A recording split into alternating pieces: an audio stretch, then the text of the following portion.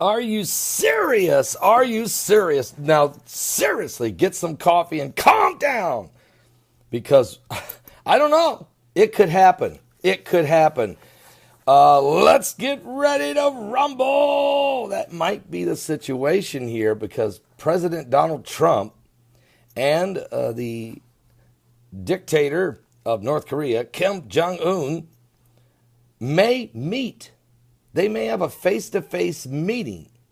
Trump has proposed it. It's on the table. Well, in one corner, the unpredictable dictator, the third-generation family ruler whose nation has a 7-decade reputation of being erratic, quick to take umbrage, insistent that it is powerful enough to upend the planet.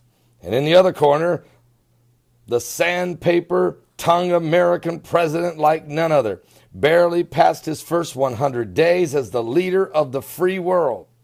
Liable to say just about anything, Trump would, including a lot of different possibilities, and he may make anytime unexpected moves.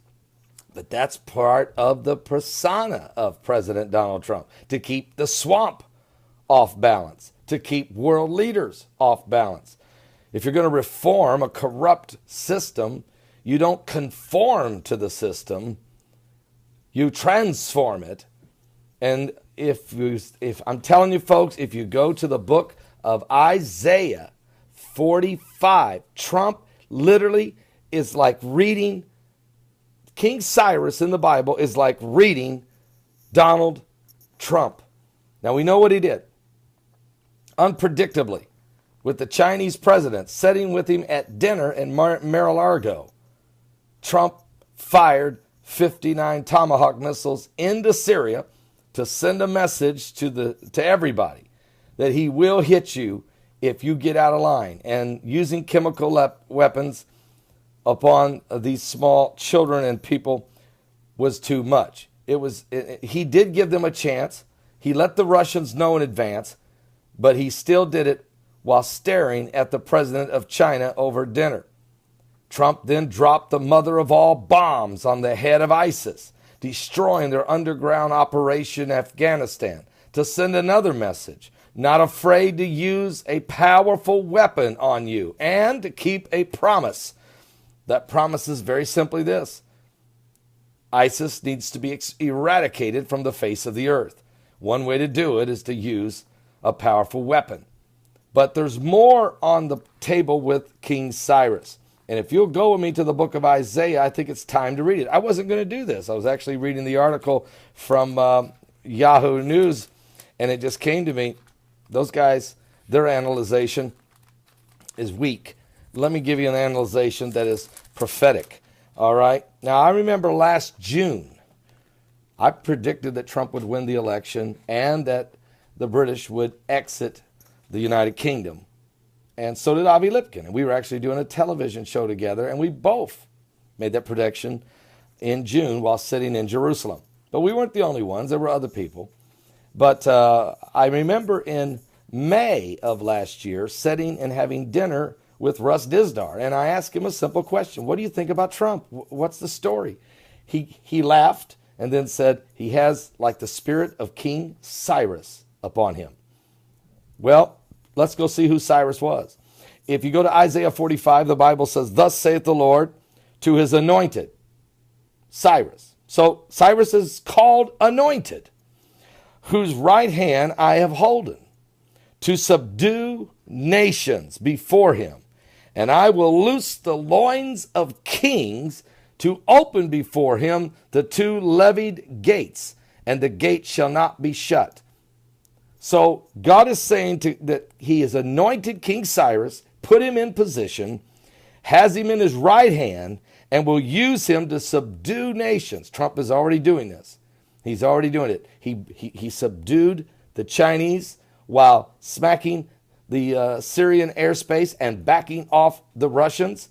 He then dropped the mother of all bombs on the Middle East to send a message to ISIS and anyone else. And he's staring down North Korea, sending an armada of battleships and nuclear submarines, and he's bringing with him the Japanese and the British and the French, and he's got the Russians and the Chinese pulled up to the table. People who think this is a radical move or think that this is just that he's just unpredictable, that's right. He is subduing nations. But when he subdues nations, you can unarm them, disarm them. When kings go to battle, they gird up their loins. That's a belt with their weapons on it. Pull up the straps so they don't trip over their own clothes and go into battle. But when the kings loose their loins, it means there's no need. The threat of war has been subsided, and there is some type of resolution. So he will have power to subdue nations before him. And I will loose the loins of kings to open before him the two levied gates. In other words, a meeting with Kim Jong-un, folks, is not out of the realm of possibility. He's already met with China and smacked an enemy while staring at China across the table. He will meet with Putin. He's willing to meet with anybody. The levied gates are opening. And then verse 2, I will go before thee and make the crooked places straight, and I will break in pieces the gates of brass and cut in sunder the bars of iron. Now this is what he's dealing with in Washington, the crooked places. But God said, I'll go ahead of you. And what he's doing with Trump is he's going ahead of Trump, and he's going to make those crooked places straight. It's ugly, but he's doing it. Verse 3, and I will give thee the treasures of darkness. That means take from those who wickedly possess it. I will give thee the treasures of darkness and the hidden riches of secret places. And thou mayest know that I, the Lord, which called thee by thy name, am the God of Israel. Now, if you study the rest of King Cyrus, you will know that he gets the children of Israel released from the Babylonian Empire. He allows them to go back home after they'd been in bondage 70 years, and he helps them rebuild the temple, remodel it, get it back up and going. Trump is going to Israel on Jerusalem Day, on the Jubilee Jerusalem, the 50th anniversary of its reunification. Some say he's going to declare it is the city, it is the capital of Israel. Others say he's going to announce he's moving the U.S. Embassy from Tel Aviv to Jerusalem to signify it. And some say he's going to do both. Well, no question, he is in the process of fulfilling a prophecy. It's almost a mirror image. It's unbelievable. Oh, and by the way, it's Isaiah 45, and he is president number 45. Are you serious? King Cyrus, the anointed. Let's just keep our eyes open. See how this thing plays out. Don't be shocked. Study the scriptures. Are you saved? Give your life to Jesus Christ and pray for the President of the United States.